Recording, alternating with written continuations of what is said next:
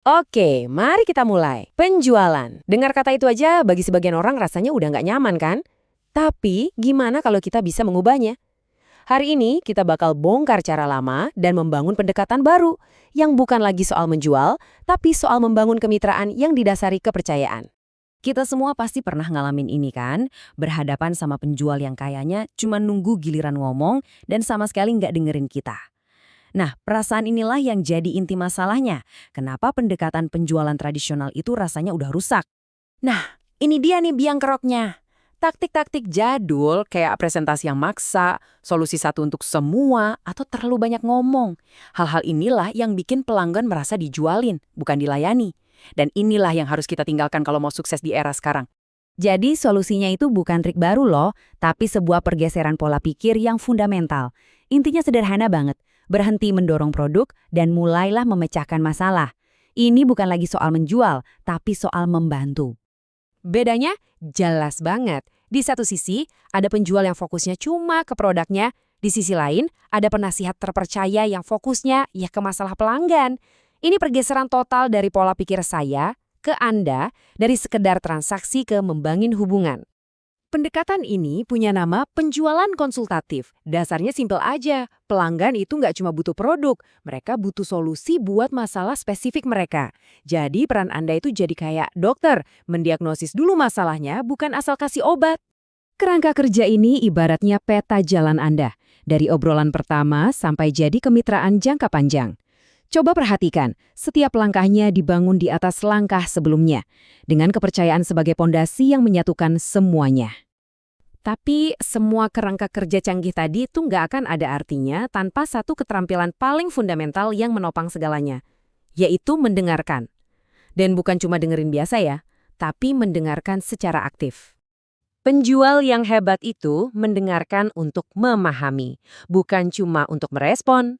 Ada aturan praktis yang bagus nih, namanya aturan 70-30. Coba deh, usahain habiskan 70% waktu ngobrol itu untuk benar-benar menyimak apa kata orang lain. Nah, kutipan ini menangkap momen ajaib itu. Saat seorang pelanggan bilang, "Nah, itu dia. Ada tahu Anda telah berhasil." Itu bukan cuma soal pemahaman biasa, itu adalah momen di mana kepercayaan yang sesungguhnya lahir. Jadi ini bukan cuma mendengar pasif ya, ini adalah proses yang disengaja. Pertama, akui apa yang mereka sampaikan.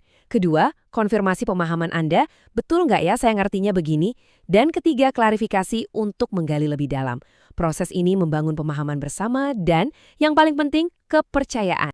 Jadi kalau mendengarkan secara aktif, itu bahan bakunya, maka produk jadinya adalah kepercayaan. Ini adalah aset paling penting dalam penjualan. Kenapa? Karena tanpa kepercayaan, lupakan deh yang namanya hubungan jangka panjang. Dan mesin dari kepercayaan itu namanya empati. Ini bukan soal ngerasain persis apa yang mereka rasain, tapi tentang benar-benar memahami sudut pandang mereka. 5 langkah ini adalah cara praktis untuk menempatkan diri Anda di posisi mereka. Membangun kepercayaan juga berarti kita harus bisa beradaptasi. Kita nggak bisa kan pakai gaya yang sama ke semua orang? Karena orang yang berbeda, cara mereka percaya juga beda. Pembeli analitis, mereka butuh data. Pembeli emosional, mereka butuh koneksi. Dan pembeli yang skeptis, mereka butuh kejujuran tanpa basa-basi. Tapi, oke, sekalipun kita sudah jadi pendengar yang hebat dan kepercayaan sudah mulai terbangun, penolakan itu pasti ada. Nggak bisa dihindari. Kuncinya adalah bagaimana kita membingkai ulang penolakan itu, bukan sebagai kegagalan, tapi sebagai umpan balik yang berharga.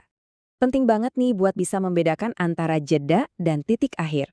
Penolakan lunak seperti "kami butuh waktu" adalah undangan untuk terus memberi nilai. Sementara penolakan keras seperti "kami tidak tertarik" adalah kesempatan untuk belajar dan menjaga pintu tetap terbuka untuk masa depan. Sekarang, mari kita hadapi keberatan paling klasik sejagat raya penjualan. Soal harga. Produk Anda terlalu mahal. Nah, bagaimana pendekatan konsultatif ini mengubah cara kita menanganinya? Daripada langsung banting harga, kita harus naikkan level percakapannya. Alihkan fokus dari biaya ke nilai sebenarnya dan return on investment yang solusi Anda berikan. Tunjukkan pada mereka bahwa ini bukan pengeluaran, tapi sebuah investasi untuk kesuksesan mereka. Menangani keberatan, membangun kepercayaan, mendengarkan, semua ini mengerucut pada satu pergeseran perspektif terakhir yang paling penting. Kita harus bermain untuk jangka panjang.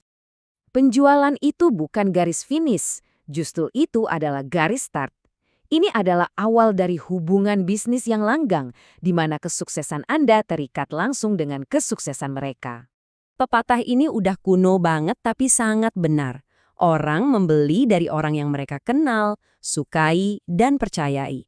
Dari 3 hal itu, kepercayaan adalah fondasi yang menopang segalanya. Jadi, untuk kedepannya, inilah pertanyaan yang perlu Anda tanyakan pada diri sendiri setelah setiap interaksi. Apa yang sebenarnya sedang Anda bangun?